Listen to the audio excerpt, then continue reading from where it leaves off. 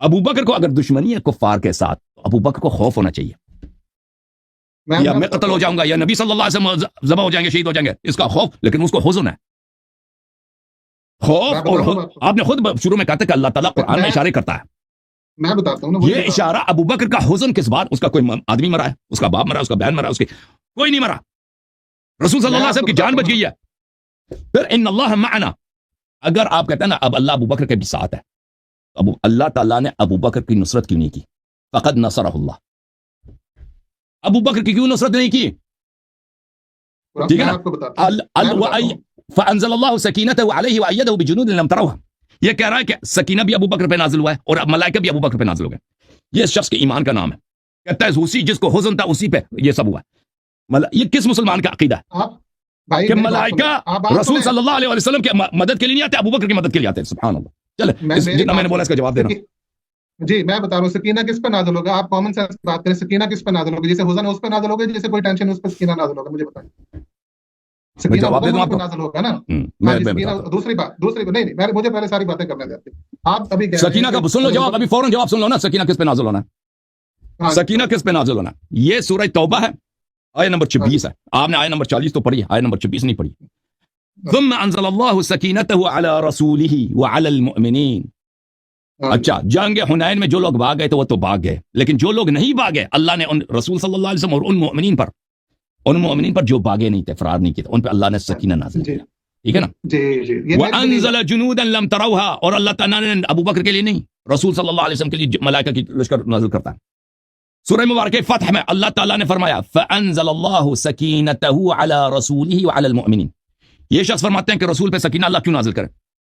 اگر نعمت سب سے پہلے رسول اللہ صلی اللہ علیہ وسلم پہ نازل ہوتی ہے، اور اگر ساتھ والا مستحق نعمت ہو تو اس میں بھی نازل ہوگی، ساتھ والا اگر مستحق نعمت نہیں تو نازل نہیں ہوگی۔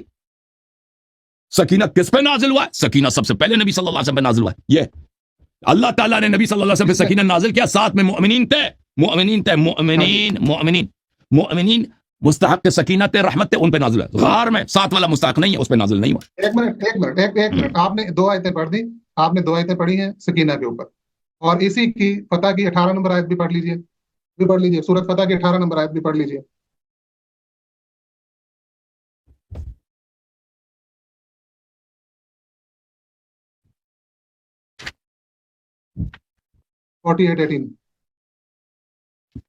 میں پڑھتا ہوں۔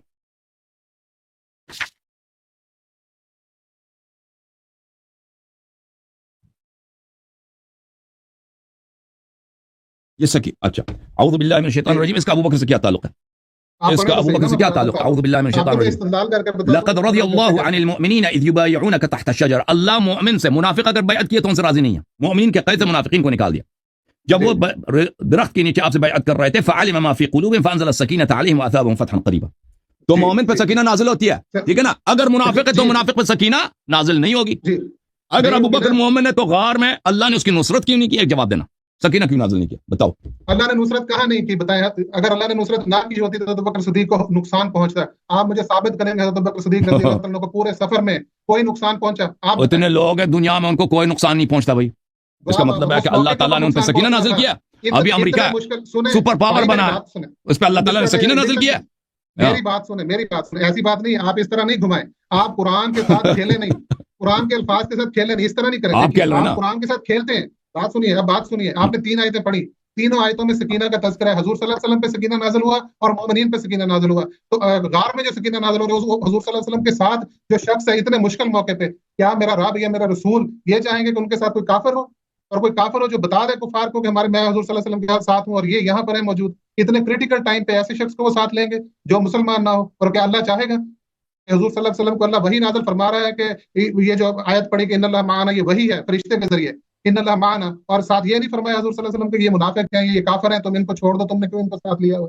پھر پورے سفر میں ساتھ لے کر 26 سفر سے شروع میں 12 ربیع الاول تک 18 دن 17 دن ساتھ رکھا اپنے، وہ مائیت کیوں؟ بھائی آپ نے قرآن میں، آپ میرے ایک سوال کے جواب دے دیں بھائی صاحب، آپ قرآن کو، آپ میرے ایک سوال، ایک منٹ بھائی صاحب، علامہ صاحب، راشد بھائی سر مجھے جواب، مسٹر حسن پلیز مجھے جواب دیا کریں نا، ابھی پتہ چل جائے گا نا، آپ مجھ سے اسی آیت کے متعلق ایک سوال آپ مجھ سے کریں، ایک سوال میں آپ سے کرتا ہوں، ہم نے سوال ایگزیکٹلی جواب دینا ہے، ٹھیک ہے نا؟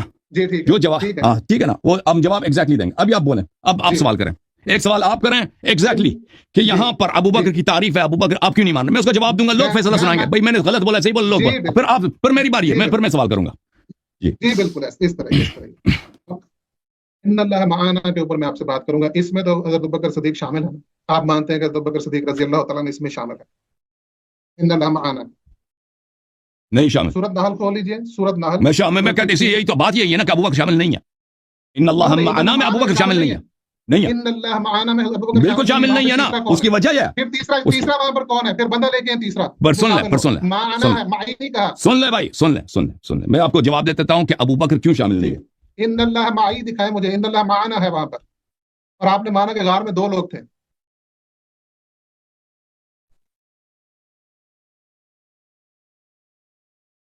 دیکھیں ہم کہہ رہے ہیں کہ ابو بکر ان اللہ معنا میں اللہ ہمارے ساتھ ہے، اس میں ابو بکر شامل نہیں ہے۔ اس کی وجہ کیا ہے؟ اس کی وجہ خود آیا ہے، آیا کے الفاظ ہیں، میں آپ کو جواب دے دیتا ہوں۔ پہلی بات یہ ہے کہ اگر اللہ ابو بکر کے ساتھ بھی ہوتا تو یہاں پہ کہتا، اگر مگر کو چھوڑیں، آپ عربی الفاظ کا میننگ کریں نا سر، آپ اگر مگر کی بات معانا کا مطلب نہیں، عربی میں معی، جی ابھی بتا دیں گے۔ جی ابو بکر شامل نہیں ہے، میں یہ پہلے ثابت کروں گا، پھر نہ یہ نہ کون ہے، ٹھیک ہے نا۔ اللہ تنصرہ فقد نصرہ اللہ، ابو بکر اگر شامل ہوتا تو اللہ تعالیٰ کی نصرت بھی ابو بکر کے شامل حال ہوتا۔ حالانکہ آیا اللہ نے آغاز اسی لیے کیا کہ اللہ تعالیٰ نے نبی صلی اللہ علیہ وسلم کی نصرت کیا، ابو بکر کی نصرت نہیں کیا۔ اللہ کے اگر ابو بکر مخلص ہوتا، مومن ہوتا، تو اللہ تعالیٰ کے لیے کوئی مشکل نہیں تھا، نصرہم اللہ، اللہ نے ان دونوں کی تائید کی، اللہ ان دونوں کی نصرت کی، اللہ نے نہیں کہا۔ پتہ یہ چلا کہ یہاں پہ ناصر اللہ ہے اور منصور صرف نبی صلی اللہ علیہ وسلم ہے، ساتھ والا آدمی نصرت الہی سے محروم ہے۔ تو یہ پہلی دلیل کہ ان اللہ معنا میں ابو بکر شامل نہیں ہے۔